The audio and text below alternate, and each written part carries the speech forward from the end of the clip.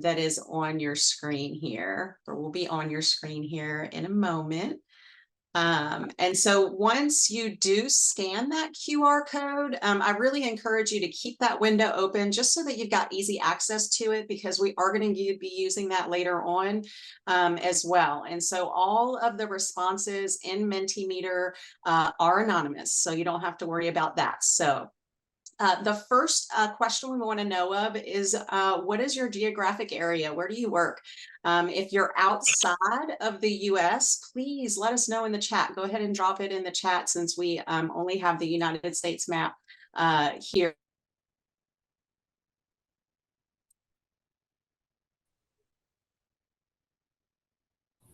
Can't hear you. Yeah, Kelly. looks like I got muted for some reason. Sorry about that, y'all. So please select the state and region, geographic area that you're working in. And then again, if you're outside of the US, just drop it in the chat. Let us know. So we'll give folks the QR code. Yeah, just scan that QR code. You can use your phone, get it to the camera, and then scan that QR code, and a hyperlink should come up. And then if you click that, it'll take you into Mentimeter. Gosh, this is great. Looks like we've got a really good representation all across our nation. So that's incredible. Getting on my nerve. Very good. Love it.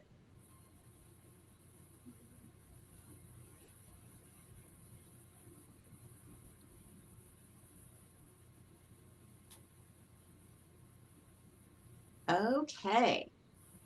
So we are going to go ahead. Like I said, if you just joined us, you're able to keep that Mentimeter open so that you have access to it later. That would be great.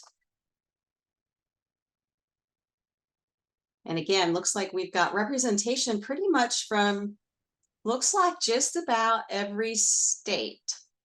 Just about every state. So that's incredible. Thanks, y'all, for joining us today. We really, really appreciate it and are very, very excited to talk about this topic.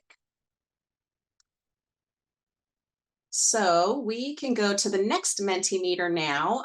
So we just want to kind of get a sense of where you all are at in terms of your knowledge level on this particular topic.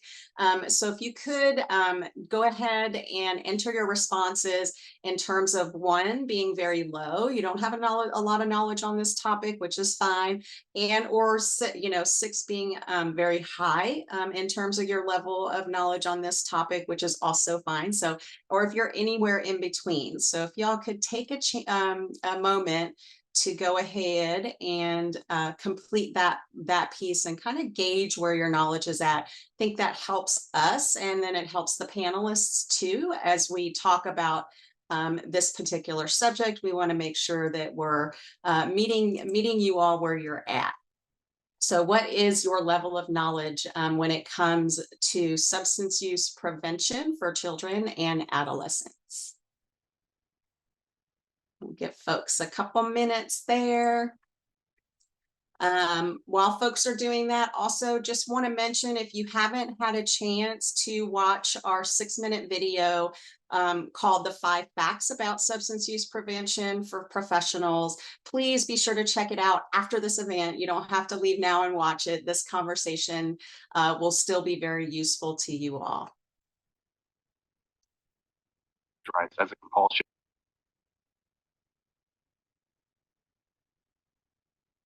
Okay, great. So it looks like folks are right about in the middle there, which I think we kind of expect.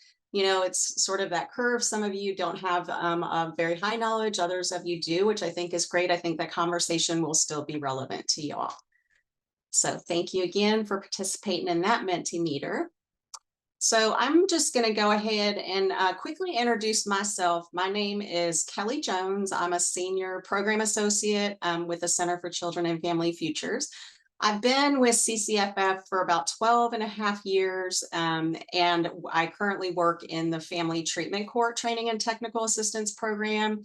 I'm also a mother of a son who is now an adult and in recovery, but he did struggle with his own severe substance use disorder during adolescence and into his young adulthood. He was just as involved as a result of his substance use disorder, and will celebrate 8 years of long-term recovery in June.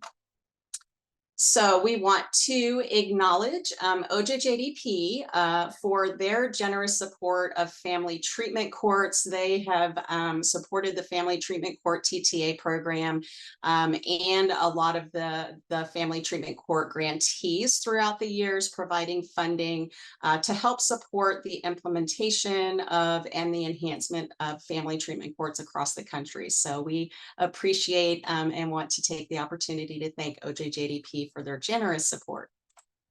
Excuse me. So this is our mission. And so one way that we fulfill this mission in our organization is through the National Family Treatment Court Training and Technical Assistance Program, which is funded by the Office of Juvenile Justice and Delinquency Prevention. They've provided that funding to us since 2009. So almost 20 years, which is incredible. And so through the FTC TTA program, our organization is able to provide training and technical assistance to OJJDP funded family treatment court grantees, as well as states and counties who are looking to implement or enhance their FTCs. Pardon me, got a little tickle in my throat. This is our mission, and we like to talk about the mission because it really does strive, is rooted in our work and keeps us grounded in the work that we do as well. And so again, thank you, OJJDP, for your generous support that provides us the opportunity to do trainings like these practice academies. So this year's theme I mentioned is Pathways to Prevention, and this is the very first of 3 standalone courses in 2024 to really provide teams with the resources to implement or enhance various prevention efforts. So you can find all of those recordings and those resources for this course, as well as any of the previous year courses. We've been doing this for quite some time on our Practice Academy website there. And so this Practice Academy course is all about substance use prevention for children and adolescents, particularly those with a history of familial substance use. So what has been shown to work and not work, and when it comes to prevention, what strategies can we really implement with younger children to support substance use prevention in the later years? And what resources can professionals get access to help support support this population of families? And so it is estimated that the heritability of substance use disorders ranges from about 40 to 60%. However, substance use disorders are preventable and result from really a complex interplay of factors. The prevention science really gives more guidance than ever about what's important for families affected by substance use disorder. And so I want to quickly just share my why. As I mentioned, my son struggled with a severe substance use disorder during adolescence and young adulthood. And at that time, I knew very little about the science of addiction, how it affected the brain. I didn't know anything about risk and protective factors.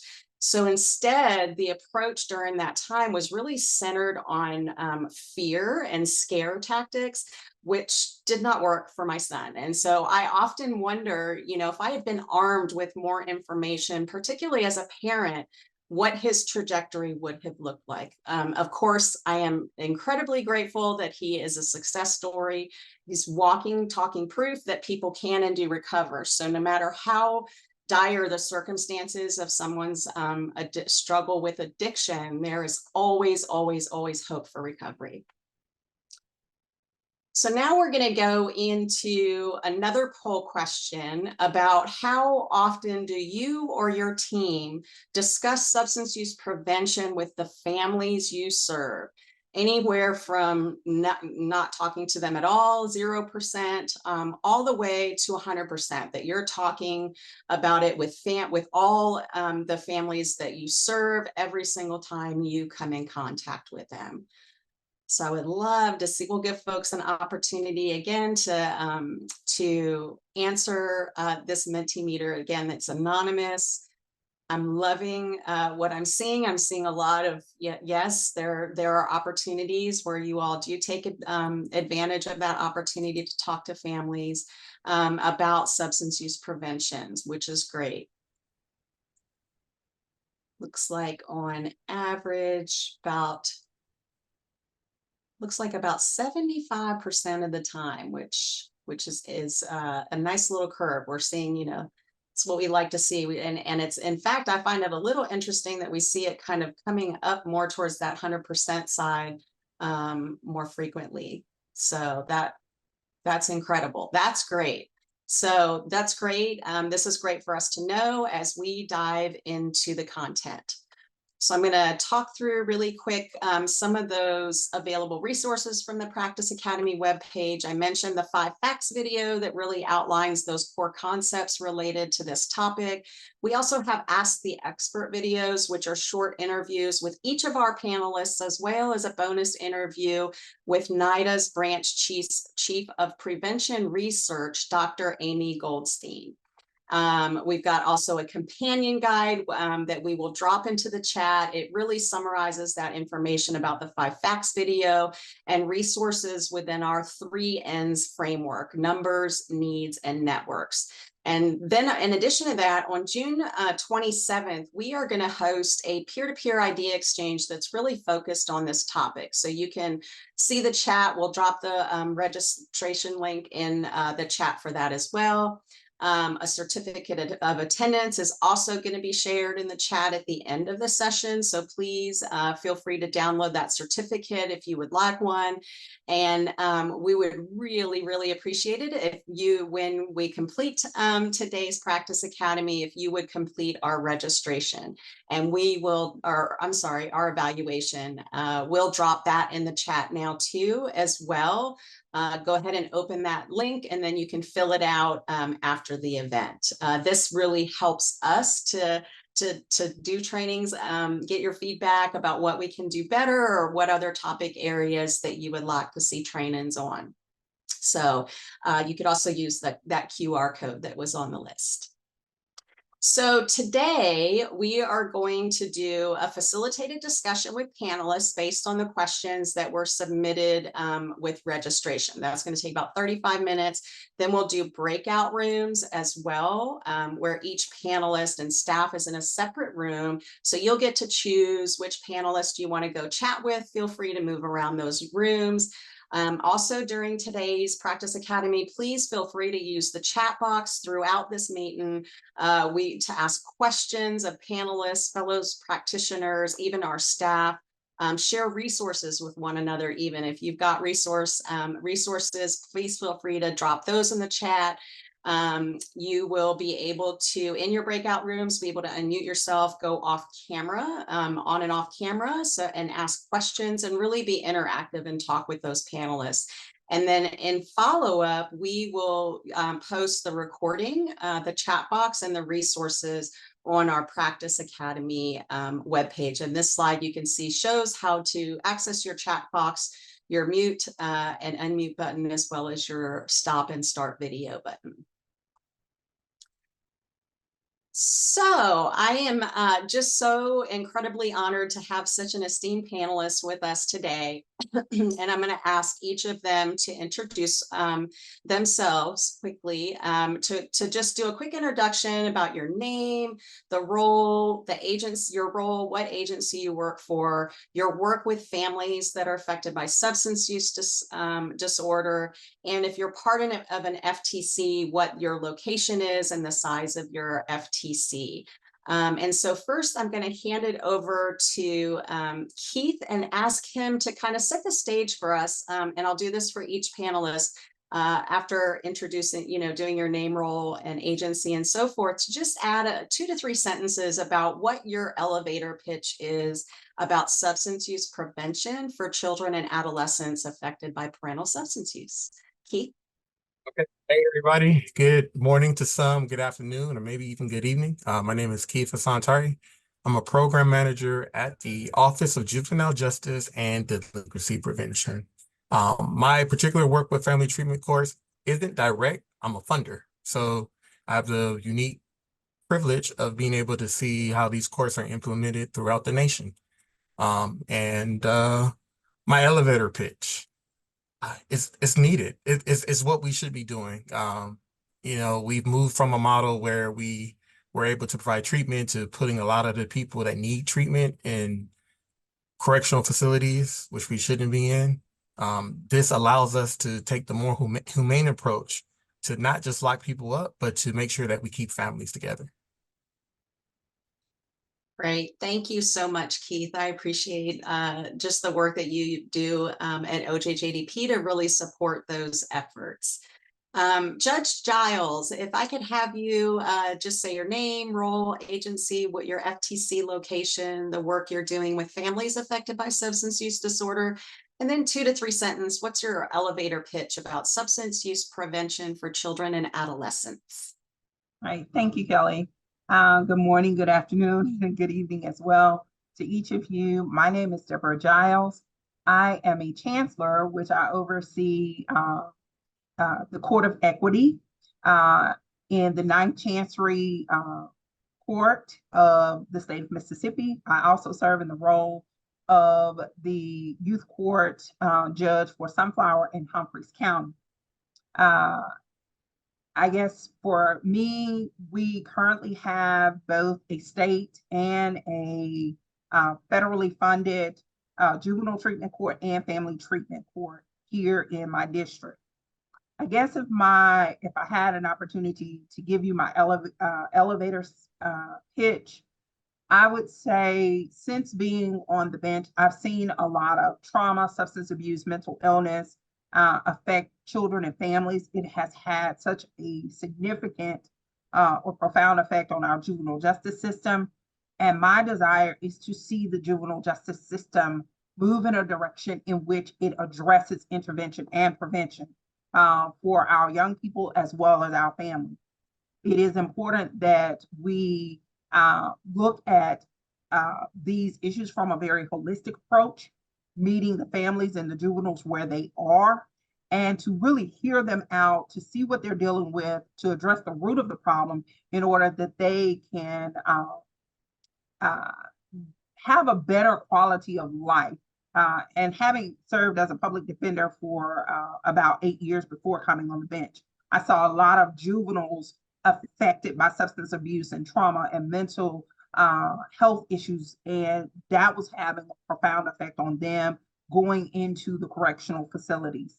So my desire, once I became a judge and had to sit in a situation where I was dealing with a lot of youth and families, I wanted to see something different. I wanted to address the problem in a different manner because the direction of our juvenile justice system needs to change from where it is today. Great. Thank you so much, Judge. I appreciate your insight and just the work that you're doing on behalf of children and families there at the 9th Chancery. Thank you, Kelly. And so next I want to introduce Dr. Linda Richter. Dr. Richter, if you could just give us the role, the agency you work for, your work with families affected by substance use disorder, as well as your 2 to 3 sentences about your elevator pitch on substance use prevention for children and adolescents. Sure. Thank you, Kelly. I'm so happy to be here. My name is Linda Richter. I'm the Senior Vice President of Prevention Research and Analysis at a national nonprofit called Partnership to End Addiction. We have a mission to help families who are all along the continuum of addressing a loved one's substance use, from early prevention all the way through to early intervention, treatment, recovery support. And in my role, I leverage my own and others' research to help inform all adults who are in a position to create a healthy environment for young people. And that includes parents, educators, health professionals, people working in community organizations or in the social welfare or justice systems, as well as policymakers, about best practices in preventing substance use, promoting healthy development, and intervening effectively with those who need help. In terms of elevator pitch, I think I would say that to best prevent substance use and addiction, especially among young people who are most vulnerable, we really do need to take a much earlier and broader approach than we have in the past. We can't first broach this topic in late middle school or high school by entering a health class or a big school assembly, talking about the effects of drugs and hope that that's going to be the game changer. We really have to enlist all the adults who have contact with young people to intentionally intervene early to address adverse childhood experiences, other risk factors, and promote positive or protective factors that we know from the research and from experience are so critical for influencing young people when it comes not only to substance use, but to a whole range of negative and unhealthy outcomes that we'd like to prevent. So that's where we come in, and I'm really looking forward to this conversation. Thank you. Great. Thank you, Dr. Richter. I love that focus on the prevention piece. Just from my own experience, I think that would have been really useful if I had been brought in, to that conversation as early as the elementary school years, junior high, high school, to be able to have those conversations. So I too was getting that education about that prevention piece. So thank you for all of the work that you do in that arena. So now we are going to go ahead and shift to our topic discussion. We want to hear from our panelists here. So we're going to start first by talking about prevention, how that really starts early and requires that focus on family wellness. So I'm going to start with you, Dr. Richter. How do you define substance use prevention, and does it work? Sure. Can you hear me okay? Yes, ma'am. Yeah. Okay, great. Yeah, I define prevention more in terms of the actions adults can take to help set the stage for the promotion of healthy and safe child development, rather than the kind of traditional piecemeal actions that we have taken in schools and communities to stave off specific unwanted behaviors or conditions. So it's more of a global perspective on it. And in terms of does it work? Well, prevention, as it's traditionally been conceived of, such as specific programs or courses that teach children the risks of substance use or other harmful behaviors, can certainly work and are essential, and can be very effective for some kids. But it seems to be that those interventions tend to work best for kids who aren't at especially high risk due to their life circumstances. And learning about the effects of specific substances, or about how the brain works, or how, to use certain behaviors to turn down drug offers, for example, it's less likely to be effective for the young people who are really more susceptible to substance use, who then leave the classroom or the school assembly auditorium and unfortunately return to an unstable or unsecure or unhealthy home or neighborhood environment. So that's where we really have to do more. That's where policy comes in, and sort of this broader approach where an individual prevention specialist or a health teacher could certainly have a very discrete effect on a certain number of kids at a time, but policies that improve the environment in which kids grow and develop and live can have far-reaching effects on young people at all levels of vulnerability, not just the less or the most. So just real quickly, for example, policies that seem way out of the realm of substance use prevention, that provide things like income or food security to families, or quality and affordable health care for parents who are struggling with addiction or mental illness, not just for the kids, but for the parents, or, anything that kind of creates a healthier, safer, more secure and stable environment for children. That's where policy comes in, and it can significantly reduce the stress on families and allow them the bandwidth to have more time and capacity and energy to create a nurturing and supportive home environment for children, which we know is really what the essential secret sauce is for effective prevention.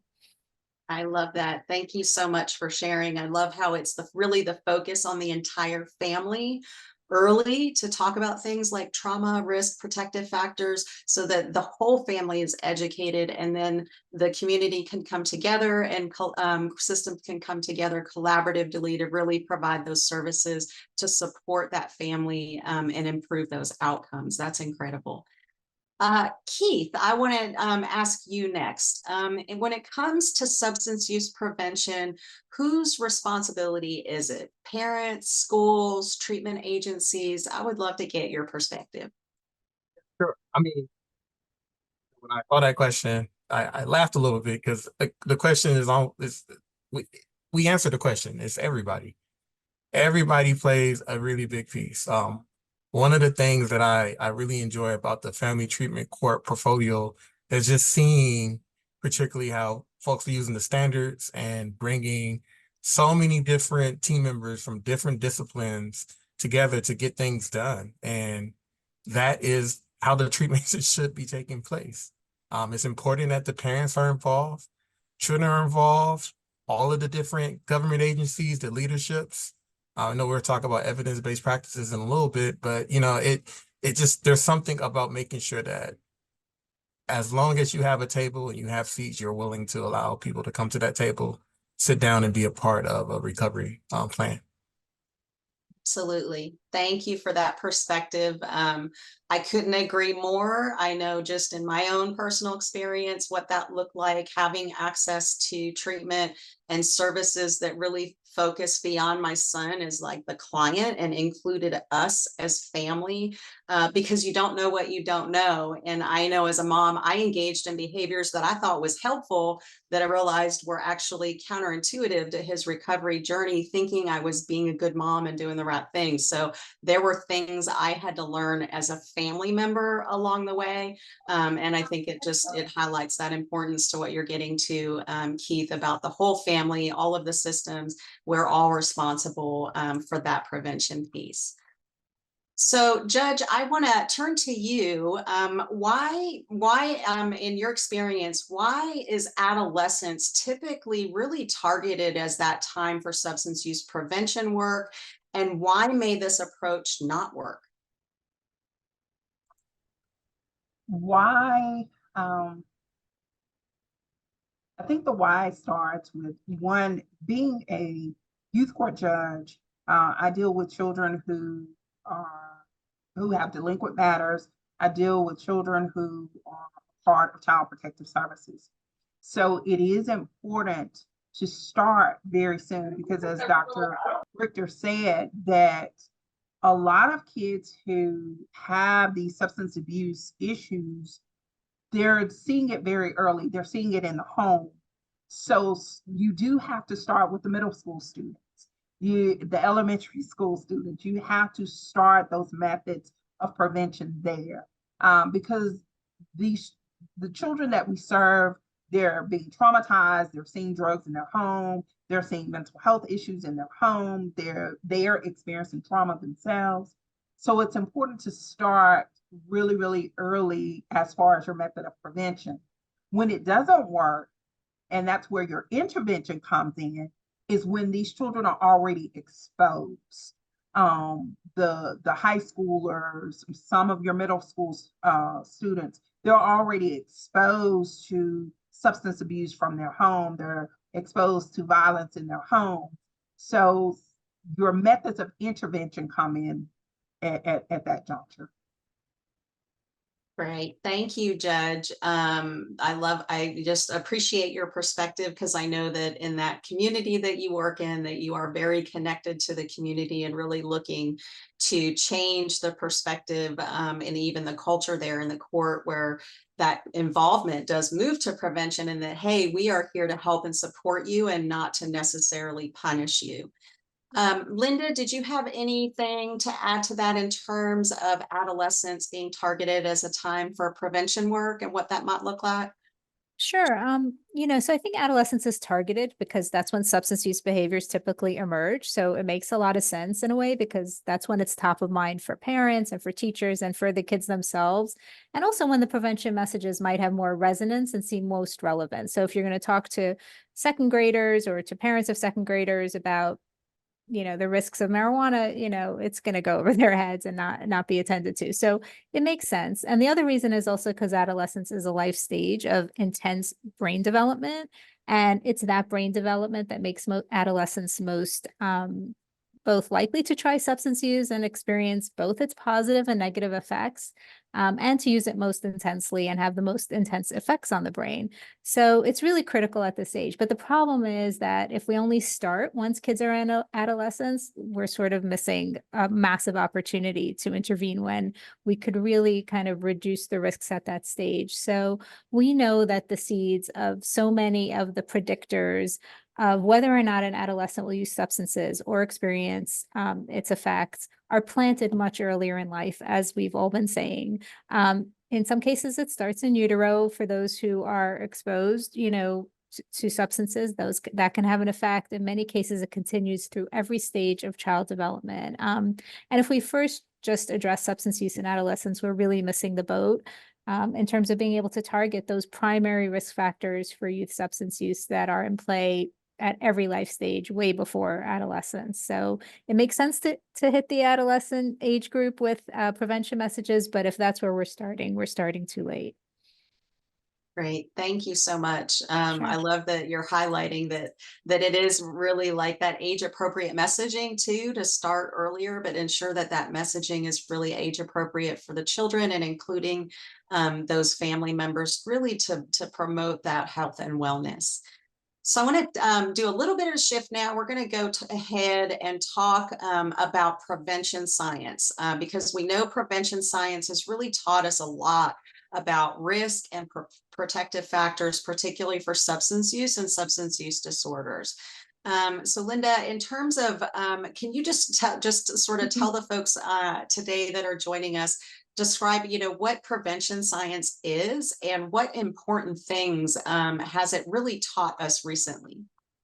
Yeah, sure. So prevention science really focuses on the development of evidence-based or research-based strategies that will reduce those risk factors and enhance those protective factors that can promote health and safety and well-being among kids, regardless of where they are on the risk spectrum and their vulnerability. So it draws from several different disciplines to understand and address these determinants or predictors of health, safety, and social problems. And it emphasizes the need for a comprehensive and multi-tiered approach that targets not just the child, but the family, the social group, the community, broader society, and includes policies. And so the goal is really to strengthen the conditions that allow individuals and families and communities to thrive.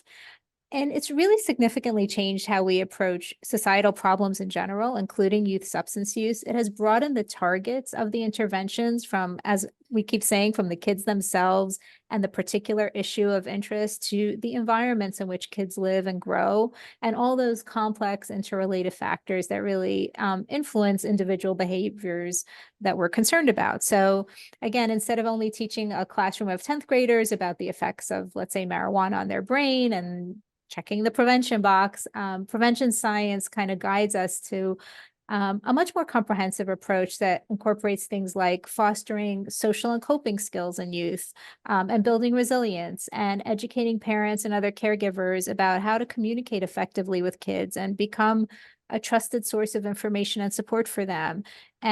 Implementing policies that will reduce the appeal and the access of marijuana products or vaping products to kids, and ensuring that we have effective treatment for those who do develop a substance use problem, not just for the child, but for the family as well. So it's this kind of broader, more comprehensive approach that prevention science relies on, and it heavily is driven by what the research evidence shows to be effective versus not.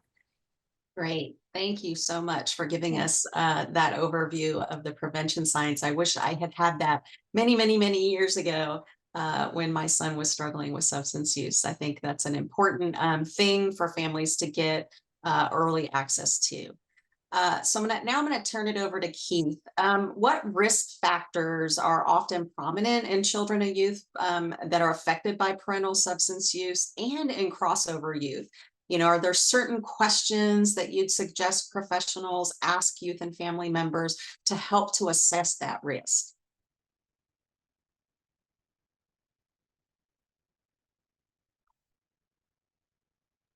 Sorry, I was muted. While doing some research and, just verifying sources, some of the key things that I see really revolves around the family in terms of like the risk factors that we see with this population. family breakdowns, past history of use of substance use in families, poor parental monitoring, family rejection. There's so much stuff that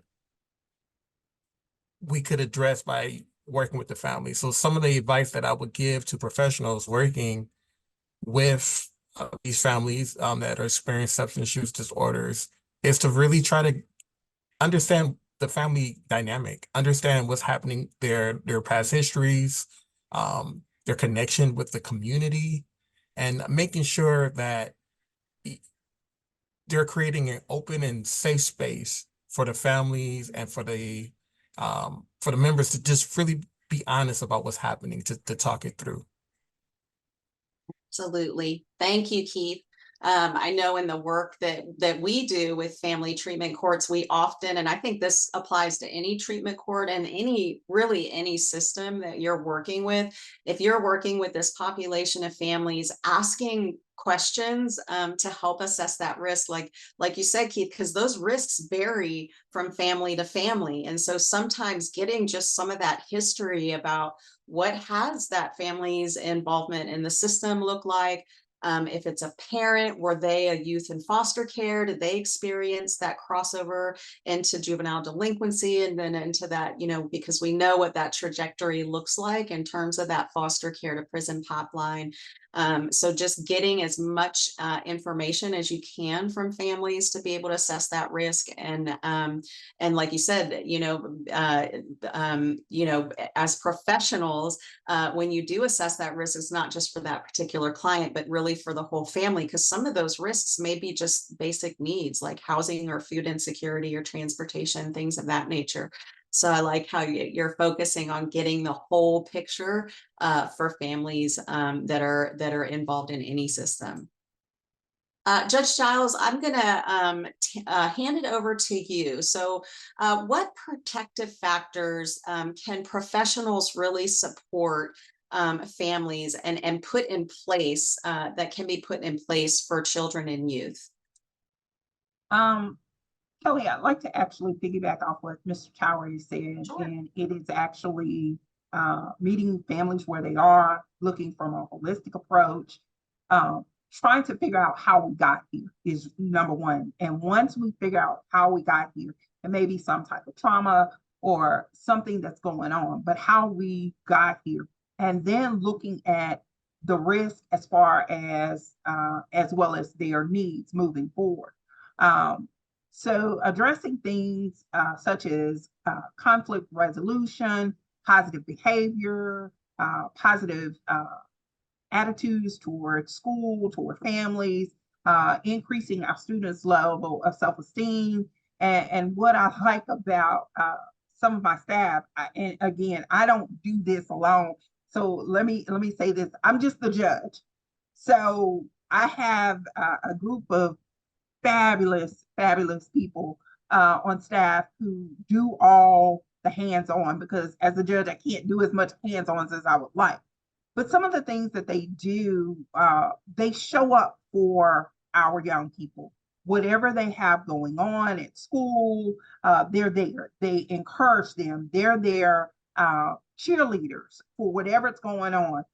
Some of the things that we've established in our court, we have what we call the 9th Chancery Treasure Chest. We looked at that from a grooming perspective. So students who may need items for grooming. We also have a pantry in our court, and that is a pantry that it has a wealth of supplies that families may need. And they come in, they get their supplies, no one's knowing what they need. And they just get whatever, and they take it back to, just address from food to toiletries to what have you. Another thing that they do is form of protective listening to the young people. My staff have convinced me that it is important that they have a gaming room in our specialty court, because that's their way of connecting with some of the young people by playing video games. Now, don't think they're doing this on office hours.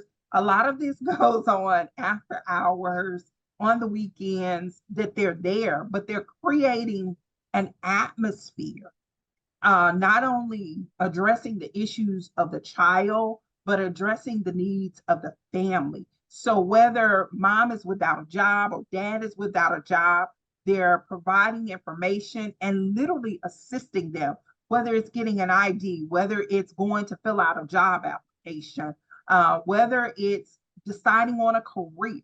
Those are the things, as far as protective factors, that we have to look at in order to address the children in our community. Great. Thank you, Judge. I love how you put it, that it's all about trying to figure out how we got here, then really looking at that risk and needs for families. I know that you and your team have done a lot of work to get those resources co-located at the court for families that are involved in court. That way, when they come in for their court hearings, they've got access to whatever their needs are right there, versus trying to figure out, how am I going to get across town to get to the food pantry, or to get to some resource where I need grooming materials or clothing and so forth. And just that your team, in terms of the dynamics of your team, really serving in that mentorship role for youth, to be able to be a trusted person for them and build that relationship, to really figure out what's going on with the family, and then meet them where they're at. Thanks so much for sharing that. Now we're going to go ahead and shift a little bit about how do we talk to kids of all ages about substance use and substance use disorders? And so, Judge, I'm going to turn it back over to you. How can parents with substance use disorders or in recovery talk to their kids about substance use? And at what age is it really appropriate to start talking about substance use with children? I would say age appropriateness, probably 5 or 6. You kind of start having those conversations. Do you know what drugs mean? Those very simple questions. Should we use drugs? Should we not use drugs? We talk about tobacco in our school system. So at our elementary level. So we need to start shifting the dynamics, because drug use is a part of that conversation we should be having even at our elementary school level.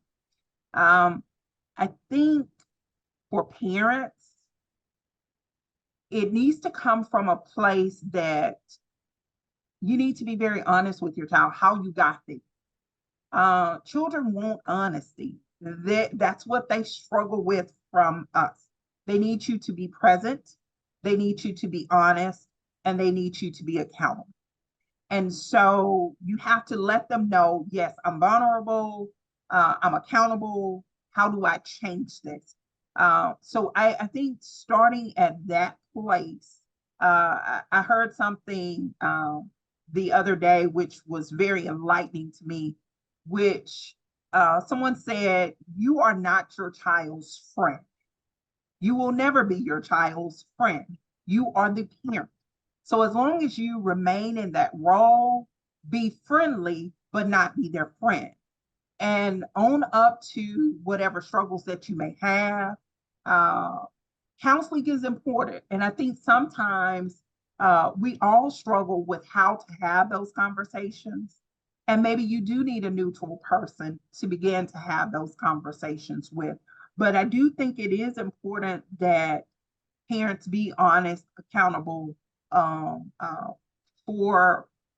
but not ashamed. And let me say that, because things happen. I don't want parents to feel ashamed of what has gone on, but address the root of the problem. Let's figure out how we can move from this space, but let me help you not to go down that same road, because maybe some of those things that the child experienced during the parents' issues with substance abuse may adversely affect that child, but it's important to have those conversations as well. Thank you, Judge. Like you said, children, I think, know more than we think they know. And so I like your messaging about being honest, present, and accountable without shame. Keith, how do these conversations change throughout a child's life? And do you have any suggested resources on this topic? So on our website, we do have some information about talking with youth. SAMHSA, which is also another federal agency that does a lot of work, more work than we do in this area. They have some great resources. Youth.gov.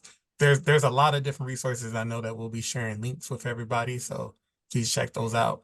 But I think the whole notion of making things age appropriate, and I also think, too, as parents, everybody thinks their children are perfect, but we have to realize that, all kids are going to be exposed to drugs. And this is a conversation that we have to have. So, with having those type of conversations, it's probably really important to show that you disapprove of just the drug use in general. Like the judge said, you can't be their friend. You're not their friend, you're their parent. So you want to make sure that you're clear, that you're showing that you disapprove of those things.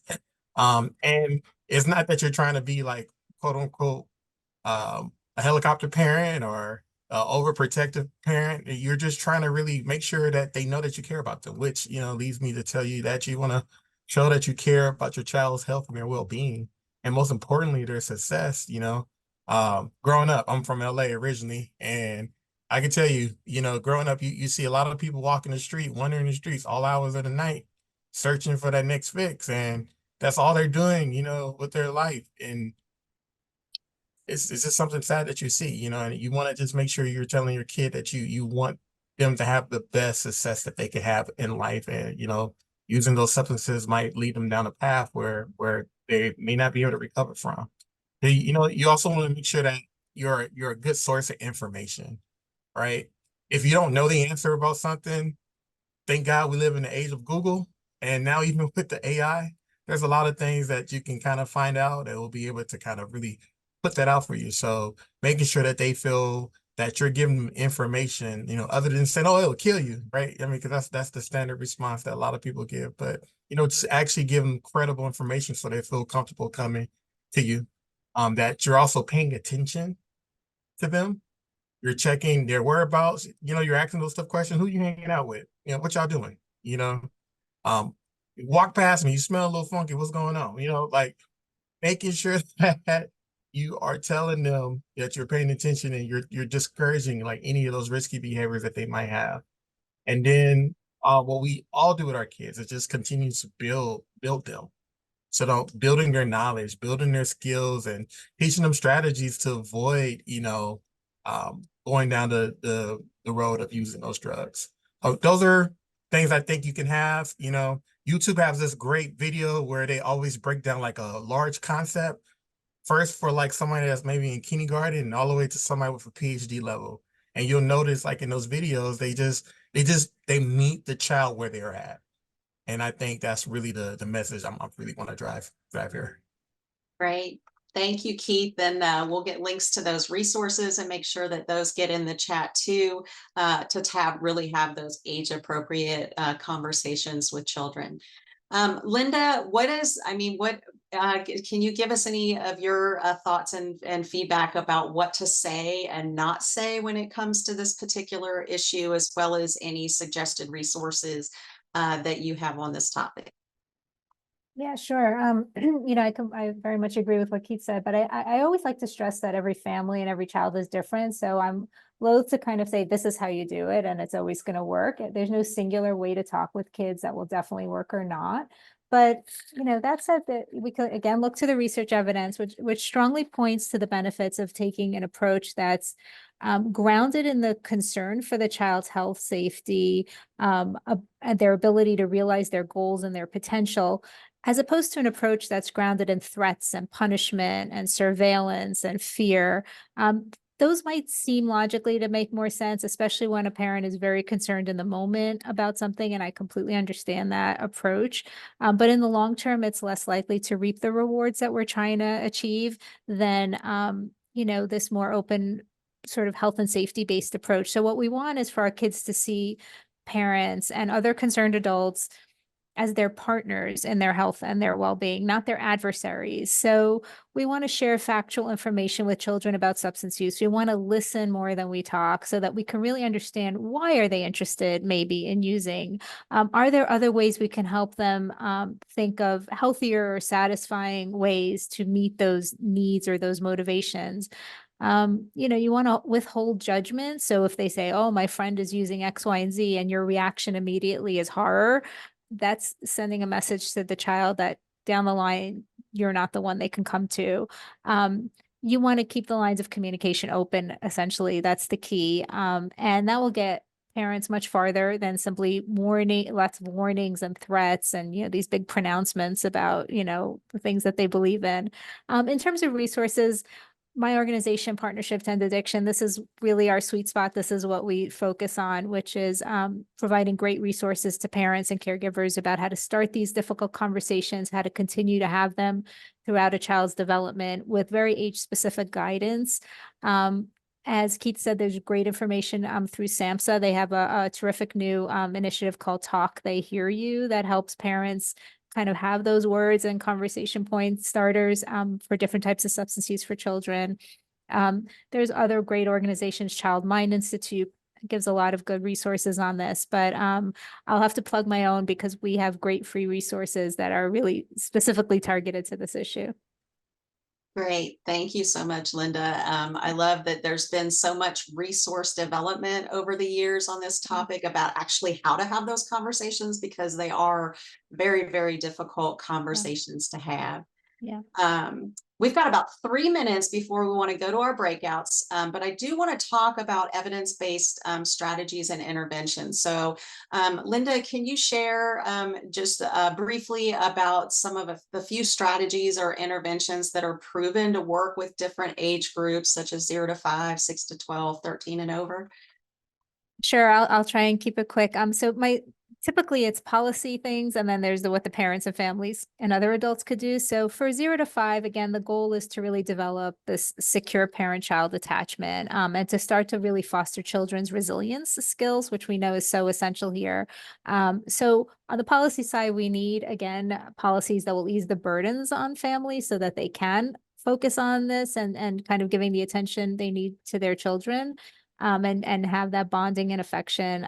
But on a concrete level, parents of very young children can give their kids little tasks to do that if they fail, it's not the end of the world. And the children could learn, oh, I didn't do this so well, but that's okay. And, you go on to the next thing, and where they can have little successes that could be sort of reinforced and celebrated. So kind of age appropriate challenges for children that will really help build their self-confidence and resilience, and always with a sort of a positive spin as much as possible. In terms of substance use specifically, we really want to protect kids from accessing in the home any substances that can cause, harm to their health, or we're seeing a real uptick in poisoning and exposures among young children who are getting their hands on things that are dangerous for them. So, and then, when parents do use substances in the home or around children, to kind of not regard them as this like great thing that's gonna, is necessary to relieve their stress or their anxiety, or that is necessary for having fun and a good time, but just something adults do, and kind of tone down all the emotions around it, because that's what kids are seeing more than they're listening to what you say. And those messages kind of continue into 6 through 12 grades as well. But here we kind of want to be a little bit more deliberate, kind of commenting on the environment. If kids walk past the store that's selling vaping or marijuana products or alcohol, you can take those little opportunities to talk about them. And, start being concerned about social media and technology use at this age a little bit and weigh in there. And then obviously in the teenage years and early adulthood, these things continue. We do want to make some adjustments that are age appropriate for monitoring and supervising. Kids do need their privacy. And so we kind of do want to continue to monitor and supervise, but only really weigh in when it's something that's a threat to their health and safety, and not comment on any little private thing in their life. Because they'll kind of find ways to hide it from you. And again, maintain this notion that you're your child's partner in their health and safety and futures, as opposed to this adversarial thing we see really picking up when kids hit their teen years and they kind of seem to be pulling back. Really important for parents and caregivers to remember that the research is just so consistent that even when kids are more influenced by, seem to be more influenced by their peers, especially in the teen years, parental influence remains the most important factor in a child's decisions and behaviors regarding substance use. So we tend to want to pull away because our kids are rolling their eyes at us and not listening, and they are listening. They're just not giving you the satisfaction of letting you know it. So stay in there, don't give up. Tremendous influence even at that age. Great. Thank you so much for highlighting, pardon me, those strategies and just the importance of that age appropriateness. We are at time to go to breakouts, but I do want to hear from Keith and Judge really quick. So Keith, in terms of evidence-based interventions, do you wish, what are those interventions that you wish were more prevalent in communities and available for at-risk youth and crossover youth? So I really enjoy those interventions that work with bringing everybody to the table. I think when you look at like evidence-based practices, one of the key things you see in many of the programs that are doing well and they're excelling well is when there are people sitting, planning together, and working together to address the issues. One particular practice that I talk about when I talk about crossover youth is our crossover youth practice model, which does that like fully. It makes sure that they understand what's happening in the particular community, and is working with all of the agencies that touch both child welfare and the juvenile justice, criminal justice system to make sure they're working on them. So that's what I would say. I think that's one of the best traits in amongst many evidence-based programs is that there's a mechanism that brings everybody's, all the different disciplines together to talk through how to actually plan and work accordingly. Great. Thank you so much, Keith. I think that highlights what we like to say is that we're better together and there's no one system that can do this work alone. So thank you for highlighting the importance of that. Judge Giles, before we go into breakout rooms, how can you talk to us a little bit about how you get buy-in from parents about educating and discussing and really intervening about a youth's substance use? Well, I think one thing you said, Kelly, that's really important is better together. It is important to get the way we get the buy-in from the parents. It's just that friendly reminder, we didn't get here overnight. So as Mr. Towery said, you probably smelt or whiffed of something in your home at some point, but you weren't quite sure. So you kind of let it go and it began to escalate. And then, hey, this may be a little bit out of control. So one thing that we do when we have court, our court is not, our family treatment court is not a typical court when we have court, or our juvenile treatment court is not a typical court setting. We actually have activities for the parents as well as the juveniles when they come in. So we're engaging with those parents. We have speakers. We love to do bingo with our parents, and that increases the level of conversation. We want the parents to be able to share with their struggles with another parent as to what they're going through. But like Dr. Richter said, having a positive attitude. Our parents do get frustrated a lot because they're wanting their child to change, but they're wanting their child to change overnight. It's not going to change overnight because we didn't get here overnight. So reminding those parents that of those typical things, this didn't start yesterday. It's not going to end tomorrow. It is the old phrase, it's a marathon and not a sprint. So just engaging the parents more and letting them know. Some of our parents may feel like it's a punishment to them, but it's not a punishment when they're being present, because this is your child. And being present for your child should never be considered a punishment. Great. Thank you so much, Judge. I just love how family focused you are in your approach. And you bring up a great point too about just being realistic, that change does take time. Mm-hmm. So we are going to go ahead and go to breakout rooms. So I want to introduce those real quickly. Before I do that, I want to give a special shout out and acknowledgement to Dina Davis and Ron Wilson, who are peer supports out of the state of Georgia. Dina and Ron, I'd love for you to give a quick introduction, if you could, before we head into the breakouts, and I'll go through those instructions. Sure. Hey, everyone. My name is Dina Davis. I am a person in long-term recovery. And what that means for me is it's been over 15 years since I last used any mind-altering substances to change the way I feel or committed any crimes. Thank you. And I currently serve as the peer support specialist for the Family Treatment Court that I graduated from in 2010. I've been working for them for the last 10 years. And I am a mother to 2 adult daughters now who were 4 and 7 when I came into recovery. Thank you so much, Dina, for stepping in at the last minute. Ron, too. We had another panelist that was unable to join, and both of them have been wonderful and in their willingness to come and share as well. Ron, could you give a quick introduction before we have folks go into breakouts? Yes, thank you. Glad to be here. My name is Ron Wilson. I'm a 2010 graduate of the Felony Drug Court out of Anchorage, Alaska. I also have 3 adult children now, and I own and operate an 11-bed all-male transitional home, so I can continue to mentor those that are suffering and struggling. And I also hold a position as the treasurer for the National Treatment Court Alumni Association. And glad to be here. Thank you. Great, thank you. Everybody, if we could just give them a quick round of applause. They stepped in at the last minute. I love that we are inclusive when it comes to folks that have that lived expertise, because it just brings so much value to this conversation. So we are going to go ahead and go into our breakouts. I know we're running a little behind, so you might have a few minutes less in the breakout than the original 30 minutes slotted. So this slide shows sort of those directions in terms of how to get to your breakout room. And so we will have, 4 different breakout rooms now. Dina and Ron will focus on that lived expertise piece. We'll show the slide here. Sorry, there we go. They're going to focus on that lived expertise, really, that parenting children with that genetic predisposition to substance use disorder and communication and skill building.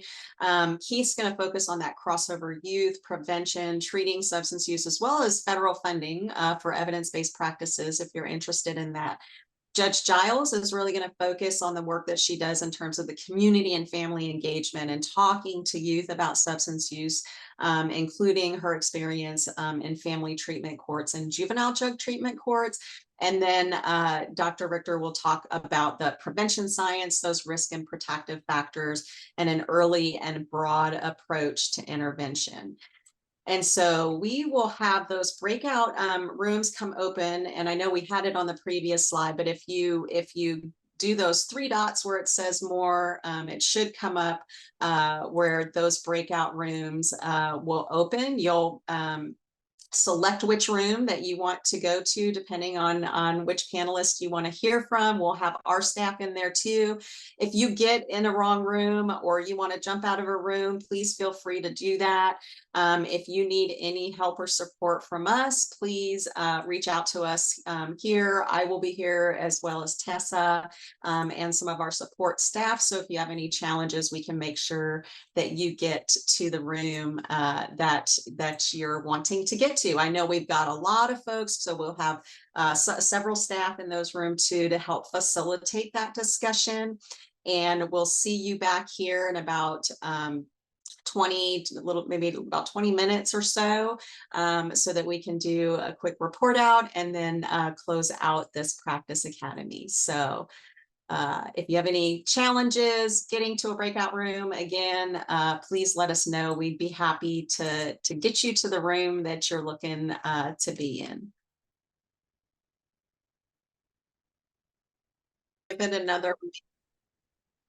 We'll give it another minute as folks are navigating their way back into the main room from their breakouts. really excited to hear about those discussions here in a minute. We'll give folks again about a minute to come back into the room. However, if you're already back in the room, what you can do is hit up on this poll. Oh, yeah. And We've got some folks, thank you for on the backside here for folks getting muted. So we do have a poll. We would love for you to share your key takeaways or any next steps that you want to commit to trying that you got out of the discussions for each of those breakouts. So again, that Mentimeter, you can pull up, use your phone to do that QR code. And feel free to share any takeaways or next steps that you're committed to trying there in your community that you're working with when it comes to prevention and of substance use disorders for children and adolescents. So again, I know folks are trickling in, but if you could, as you trickle in, scan that QR code, or if you were with us earlier and you still have that Mentimeter open, then you should be able to drop your responses in, and we'll collect these responses, getting lots of great feedback, implementing more activities with parents to really help them feel connected. I love that, being transparent with use, don't give up on engagement, being holistic in that approach, and not avoiding those hard conversations.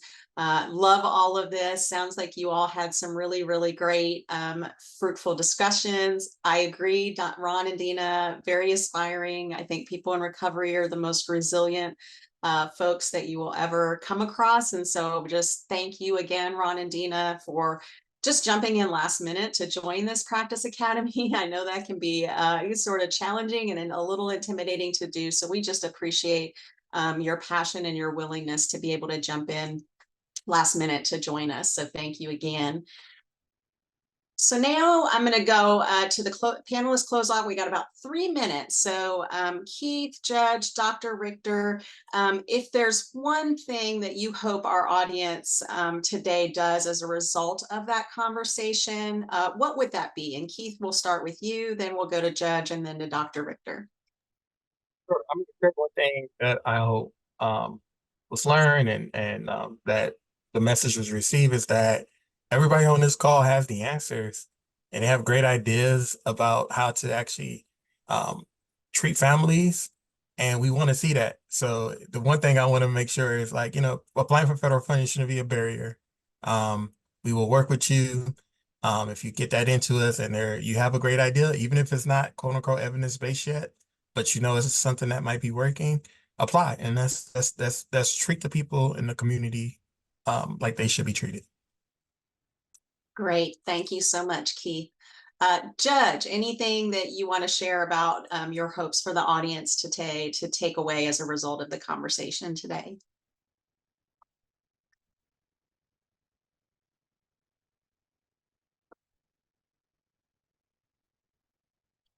Let's see her. Judge still here? Let's go to Dr. Richter. Could you share one thing that you hope the audience today does as a result of the conversation? Sure, and this came out a little bit in our breakout room, but I would say reach out to a young person in your life, whether it's in your family, a community, or your work setting, who doesn't naturally seem accessible or open to it. Those are the kids who most need this key protective factor of a bond with a trusted, caring adult. So look for the kid who seems to not want it, and that's, the one who probably needs it the most. Right. Thank you so much. I appreciate that, Dr. Richter. Judge Giles, if you're with us, one thing that you'd like the audience to take away from the conversation today? she's having a hard time unmuting. I'm trying to get it, but Judge, if it doesn't work, maybe you can pop in the chat what you would like. That would be great. That would be great. Thank you. Okay, so we'll go ahead and get through some resources here. We got 1 more minute left, and I want to make sure we launch y'all off with everything you need. So go to the Practice Academy website, download those resources, the video companion guides, digital dialogue of this recording, which will be posted later in the week, along with the chat box and resources. Please feel free to email us at ftc@cffutures.org if you would like any additional technical assistance or resources. Be sure to register for our next idea exchange, which is going to focus on this topic on June 27th. So we're going to drop that link in the chat as well. You can join and talk to your peers across the country about substance use disorder prevention. Please also be sure to register for our upcoming Practice Academy course, which is on August 8th. That's going to focus on co-occurring disorders. And then on November 12th, we're going to focus on aftercare. So we'll drop that link in the chat too.